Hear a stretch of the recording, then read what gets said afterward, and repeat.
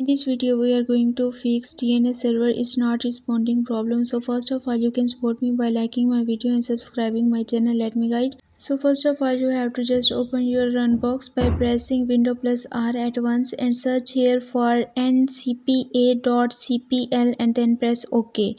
This type of the interface will open for you. Just click on your internet connection, like I am using Wi-Fi. Right click on this option and then click on the properties. This type of the pop-up will open for you. Then just click on the internet protocol version 4 and then click on the properties. So after this, a new pop-up will open for you. You have to just click on the use the following DNS server addresses.